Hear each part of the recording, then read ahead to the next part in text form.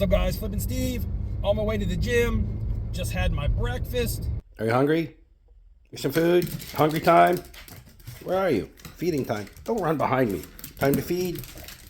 This morning I got about 4 egg whites and 1 whole egg, maybe 5 egg whites in there. 1 piece of protein bread toast with honey, some ground turkey on top to add to the mix. Because on days when I'm going to go to the gym, I like to get at least 40 grams of protein in my breakfast, at least in my first meal before I go to the gym. And on my diet right now, I'm trying to stay right around 1900 calories and get 200 grams of protein a day plus, which is very difficult unless every meal and snack is high in protein. Thought what a better time to come on and chat with you guys about just some random thoughts. And this video is going to be coattailed, or it's fueled by a live stream that I watched the other night. Maybe it was 2 nights ago. I don't know. All the days run together. Real quick, I want to give a shout out to an old viewer, Tony E-Man, who I haven't seen in forever. Tony, if you still watch my videos, or if you're around in the hobby somewhere, even if you don't like me anymore, comment below just to let me know that you're doing all right, that life is good. This Pearl Jam hoodie was given to me by him as a gift. So this live stream I was watching the other night, gotta give credit to Midlife Sports Cards. Put together a live stream that had on Mike Petty, who's famous from the comments. Also had on Tony Southern Collector, has a YouTube channel, check him out, as well as Darren Return to Collecting. These 4 guys were on the panel, and they were talking in a live stream about Hall of Famers and their relevance in the future. Basically, the way that I viewed it was, what players are going to transcend generations? Some players have already transcended generations, but are going to continue to transcend generations over time. And it's always a very interesting discussion, because what makes a player transcend? It's not always how good a player was. It's not always their stats. Sometimes it's something good, sometimes it's something bad. A lot of times it's driven by the market or the team that they play for or played with. We still see this today across the board with modern players, where players are more propped up by popularity as opposed to talent. I came in like a rainbow. And it's not just limited to modern. As you can see, players across all generations of all times, and some of the greatest players ever from a statistical standpoint, just don't hold the hobby value/relevance as some lesser players, because the lesser players had something else that either added to their story, added to their mystique, added to their, what would you say, desire to be collected. And that's always going to be the end game is, are these players collectible? Are they collected by the collectors? Do they have more so than stats or just being on someone's favorite team? What is the full body of work with the other intangibles that may make one player stand out above another?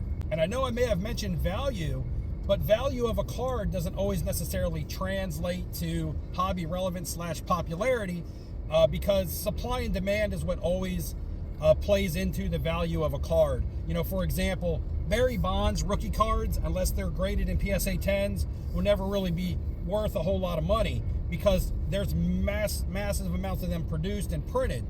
However, one player that they actually touched on in their live stream was Joe DiMaggio, where they had a debate on how long he will remain relevant. He's still relevant in the hobby, but they talked about how he was, propped up by being a Yankee, and the fact that Babe Ruth and Lou Gehrig, Mickey Mantle are the guys that are really, really popular when you say, hey, name the 3 best Yankees ever. And we're just talking Yankees, not even baseball players. So Joe DiMaggio had the stories. He had the Marilyn Monroe thing. Actually, comment below if you would rather have a Joe DiMaggio or a Marilyn Monroe autographed photo. What would you rather have in your collection? Being a pop culture guy, that's a tough decision for me. But to get back on track, mainly the thing that drives the value of Joe DiMaggio, in my mind, because I couldn't interject in their live stream, is the fact that he doesn't have many cards in comparison to a lot of other players. So there is enough demand on his cards because he was a good player or a great player. I never got to see him play. The story and the mystique with the Marilyn Monroe and playing for the Yankees and being super popular in that time and things like that is enough to make him in demand for the amount of supply of cards that he has, which drives the value of his cards up, but doesn't necessarily make him as popular as some players across the board. So you can't always look at the value of a card and say, hey, because the card is valuable, the player must have huge hobby demand. there will be some demand, of course. There has to be. But in comparison to others, I would say someone that's more in demand than Joe DiMaggio is probably like Ken Griffey Jr. But again, Ken Griffey Jr. falls into that junk wax era where even his 89 Upper Deck, which is an iconic card, again, only holds monetary value in high grade because there's just so many of his rookies printed, but he has the huge popularity and the stats and the body of work. Gosh, I think that's about it. And then? No, that's it. And then? No and then. That's all I want. And then? To back up values from a talent standpoint and a popularity standpoint. Let's go in here and lift weights. Come back, go home. I can show you guys some cards. We'll talk about this some more. I also have some other errands to take care of that I got to do. I got to book a room for the national giveaway. So stay tuned. We're going to get into that. Who knows what else is going to happen in this video. Just got back from the gym. As you guys can see, the driveway behind me is clear. In my last video, we had a huge snowstorm. I said I was going to call somebody to plow it, but I ended up shoveling it on my own because I wanted to get out to the gym and the snow was in the way. So driveway clear. My shoulders were sore. It's all good. No more snow. Time for everyone's favorite part of the video. There she is. Dingus gone wild. Oh. Did you get in anything while I was gone? Oh, where are you going? You're too fast. And it's protein shake time. I went with 2 scoops today. That's why it's extra chocolatey. Check the chocolate! Because I want to get 50 grams of protein after my workout. Each scoop is 25 grams. Speaking of protein, we're thawing out some ground chicken that 98% fat free. And I'm thawing out some local beef. These are some New York strips because I got to have something for dinner for the next couple nights.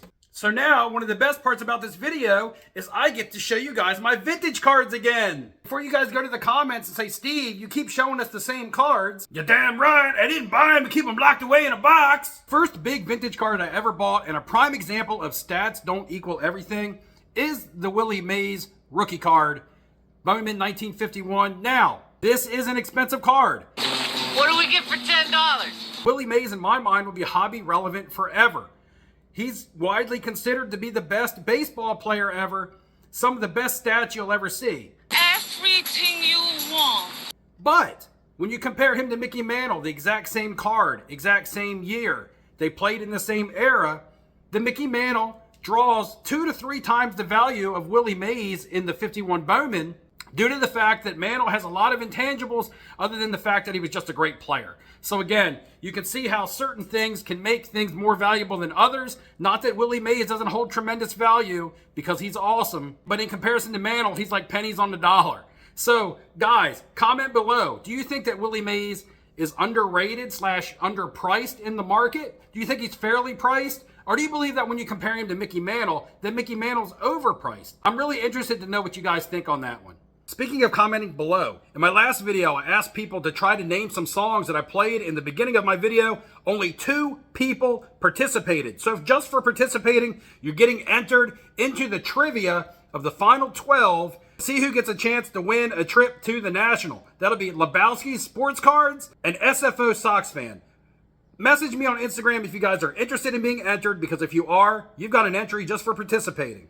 In fact, the hotel room has been booked at the Westin, about a 10-minute walk from the National. It's the best I could do. But man, it was about $1,200 for the 3 nights. Checking in on the 31st, checking out on the 3rd. Whoever wins the trip to the National, this is where you'll be staying. Now the next 3 cards I'm going to show you guys are going to be of players that were great. They would be great today. They were great back then. Some of the best statistics that you'll ever see. However, Here you are all equally worthless. they didn't necessarily transcend generations to the fact where they stayed really popular in the hobby, even though they're some of the best baseball players to ever play. And again, this relates to the hobby and not necessarily just baseball, because being a baseball fan or a baseball card collector, you're going to look at these players and look at these cards and be like, man, those cards are relevant to me. Hey, baby. When you're talking about the big total of everyone encompasses the hobby and big generation gaps, people haven't heard stories. No one has seen these players play. So unless there's something that causes them to be brought up in conversation, then they kind of just get pushed to the side. Come to Butthead. A 33 Gaudy Jimmy Fox. I picked this up at the National last year. Shout out the Bargain Boxer who was there with me. Mention it, the bargain boxer over here. He pops up 10 minutes later with a Jimmy Fox. And Jimmy Fox is somebody that I myself didn't know a lot about. I only was familiar with Jimmy Fox because of my grandfather. And going back and looking at him, you see he's one of the best power hitters ever, overshadowed by Babe Ruth in his era. However, one of the best power hitters of all time, but you just don't hear anybody ever talk about Jimmy Fox. Next up is Stan Musial, again, one of my grandfather's favorites.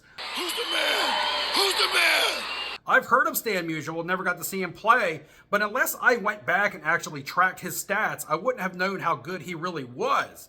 I mean, this guy was one of the best hitters to ever play baseball, but if you were to ask someone nowadays who are the top 10 hitters ever, Stan Musial probably wouldn't pop into their head unless they were like a baseball historian or a vintage collector or somebody who really knows their stuff, because you just don't hear people talk about Stan Musial.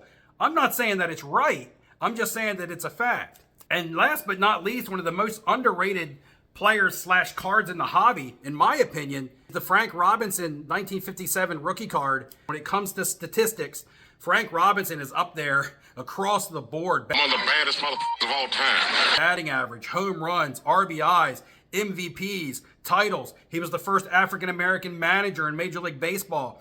But this card, again, is maybe a $300 or $400 card. I haven't checked the market lately. For a PSA 5 of someone who, if they were playing today, would be considered one of the top players in the game. And there's lots of players today that are going to retire and are going to be great players that won't even be able to lace up Frank Robinson's cleats. Hold my drink, bitch. Just does not get the hobby love because he just maybe wasn't exciting, wasn't popular enough to carry over into the next generation. Guys, I spent $800 here on these cards, and I'm probably going to lose my ass at least 75%. Someday I'll show that in a video. And the last two I want to talk about, as this video is running long, we're going to do it quickly, are two no-brainers in my mind that will just transcend forever. Not only because they were great players, but because of what they did for the history of baseball and the history of America. First one in no particular order is going to be Roberto Clemente. I showed you guys this card recently. I saw this again at last year's National.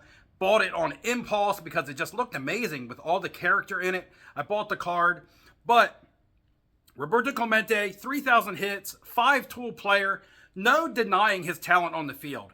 However, the fact that he is the first Latin American to be inducted into the Baseball Hall of Fame, and also all of his humanitarian efforts, and the mystique around his passing in a plane crash, the things he did for his native country of Puerto Rico, all that, the Latino market, make him carry on forever in history, not only in baseball, but in the world.